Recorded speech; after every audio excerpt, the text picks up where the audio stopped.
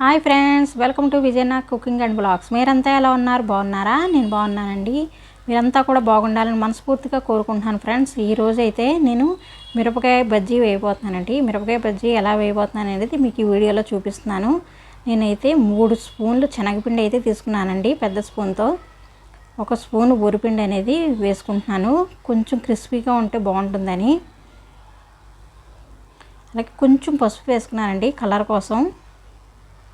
వాము సాల్ట్ కలిపి తీసుకుంటున్నాను, ఎందుకంటే మిరపకాయల్లోకి వాము సాల్ట్ కలిపి ఉన్నది మనం మిక్స్ చేసి పెడితే కనుక చక్కగా టేస్ట్ అయితే బాగుంటుందండి. అందులోనే కొంచెం శనగపిండి బ్యాటర్ కలుపుకుంటాం కదా, అది కూడా కలుపుకోవాలి. సాల్ట్ అనేది ఈ శనగపిండి బ్యాటర్లోకి సరిపడగా వేసుకున్నాను.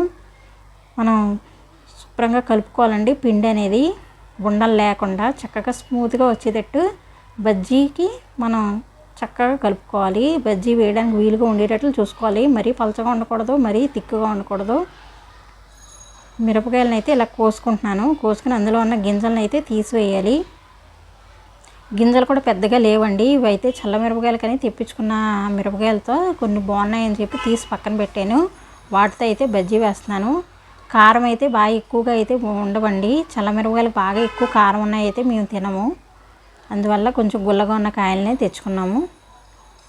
పెద్ద గింజలు కూడా పెద్దగా లేవు, బాగుంటాయి బజ్జీకి అని చెప్పి వీటితో బజ్జీ అనేది వేయడానికి ప్రిపేర్ అయ్యి బజ్జీ అనేది వేస్తున్నాను. మిరపకాయ బజ్జీ వేయడం కూడా నేను ఫస్ట్ టైం అండి. గింజలు అవి చక్కగా వచ్చేసేటట్టు చూసుకోవాలండి. గింజలు ఉంటే బాగోవు కదా, అందుకే నేను గింజలన్నీ తీసేసి బజ్జీ వేయడానికి అయితే నేను ఆయిల్ పెట్టుకుంటున్నాను. ఒక ప్యాన్ పెట్టుకొని గ్యాస్ వెలిగించుకున్నాను. ఆయిల్ అయితే వేసుకుంటున్నానండి.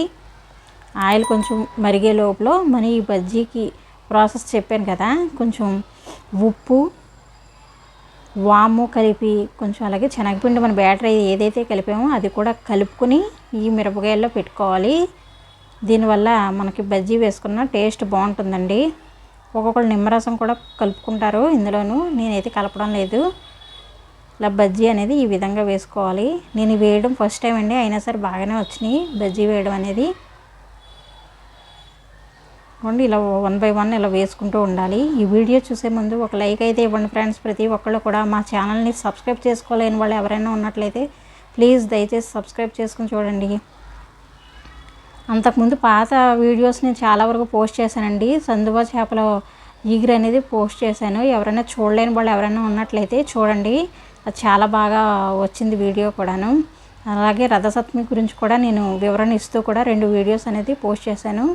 అవి కూడా చూడలేని వాళ్ళు ఎవరైనా ఉంటే చూడండి ఫ్రెండ్స్. 1 బై 1 ఇలా అయితే వేసుకోవాలండి బజ్జీలు అనేవి. ఫస్ట్ టైం వేసినా నాకైతే బాగానే వచ్చినవి. కొంచెం బాగా వేగిన తర్వాత తీసేసుకోవడమే. ఈ మిరపకాయ బజ్జీ అనేది ఈవినింగ్ స్నాక్ కింద చేశానండి. చాలా బాగా వచ్చినాయి. ఒకదాని తర్వాత ఒకటి మనం వేసుకుని ఇలా తీసుకోవడమే. మరొక వాయి కూడా వేయాలి, అవి కూడా చూపిస్తాను. కొంచెం క్రిస్పీగా ఉంటేనే బాగుంటుందండి. మరీ మెత్తగా ఉన్నా నాకు ఇష్టం ఉండదు బజ్జీ అనేది.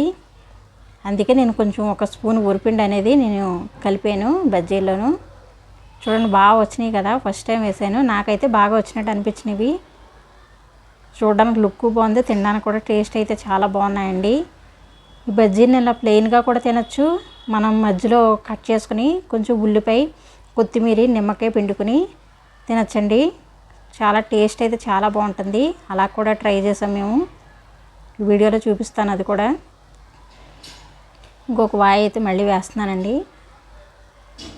1 బై 1 ఇలా వేసుకోవడమే బజ్జీ అనేది. ఒక్కొక్కళ్ళు అయితే పుట్నాల పప్పు దాంతో కూడా వేసుకుంటారు. పుట్నాల పప్పుని పొడి చేసుకుని, అంటే గుల్లశనగపప్పు ఉంటుంది కదా, పొడి చేసుకుని దాంట్లో కొద్దిగా వరిపిండి కలిపి కూడా వేసుకోవచ్చండి బజ్జీ అనేది.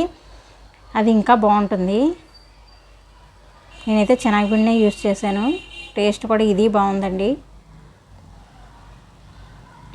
బజ్జీ అనేది ఇలా వేసుకున్నాను 1 బై 1. ఫస్ట్ టైం వేసినా నాకు బాగానే వచ్చినట్టు అనిపించినాయి.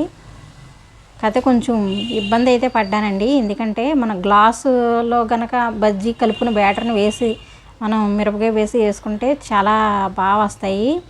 గిన్నెలో మూలన కొంచెం ఇబ్బంది పడ్డాను. మనం ఏదైతే శనగపిండి కలుపుకుంటామో ఆ బ్యాటర్ని గ్లాసులో వేసి అప్పుడు మనం ములగడానికి ఈజీగా ఉంటుంది మిరపకాయ అనేది. అలా ట్రై చేస్తే బాగా వస్తాయండి. ఇంకాను ఇవన్నీ ఇలా బాగా వేపుకున్న తర్వాత తీసేసుకోవడమే.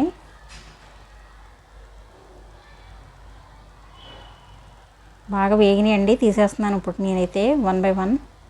బాగా వేగిపోయినాయి. బజ్జీ అనేది మిరపకాయ బజ్జీ కొంచెం వేగితేనే బాగుంటుందండి, క్రిస్పీగా ఉంటేనే బాగుంటుంది తినడానికి కూడా టేస్ట్. ఇవైతే బాగా కారంగా అయితే లేవండి, కొంచెం కమ్మగా ఉన్నాయి. ఒక్కొక్కటి అయితే కొంచెం కారం అనిపించింది, అయినా సరే టేస్ట్ అయితే బాగున్నాయి. ఇదిగోండి నేను వేసుకున్న బజ్జీలు.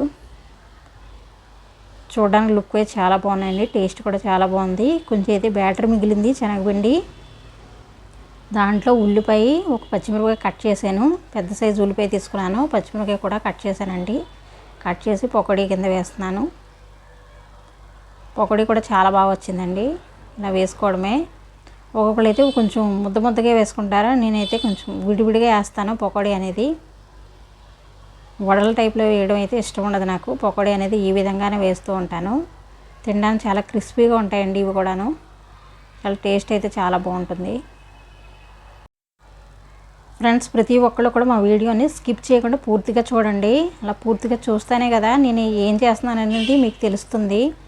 కొత్తగా పెట్టిన ఛానల్ కనుక మీరు పూర్తిగా చూస్తేనే నాకు ఏదైనా తెలుస్తుంది. నేను ఎలా చేశాను అనేది కూడా కామెంట్ సెక్షన్లో నాకు తెలియజేయండి. చూడండి పకోడీ కూడా చాలా బాగా వచ్చినాయి, ఇలా తీసేసుకోవడమేనండి. నేను బజ్జీలకు కూడా కొంచెం ఉల్లిపాయ, నిమ్మరసం, కొత్తిమీర కలిపి నేను బజ్జీల్లో స్టఫ్ చేసి పెట్టానండి. అది కూడా టేస్ట్ అయితే చాలా బాగుంది అలా తింటే కూడాను. అది కూడా మీకు వీడియోలో చూపిస్తాను. ప్రతి ఒక్కరికి ఈ వీడియో నచ్చింది అనుకుంటున్నాను ఫ్రెండ్స్. వీడియో నచ్చితే కనుక ప్లీజ్ లైక్ చేయండి, షేర్ చేయండి, కామెంట్ చేయండి.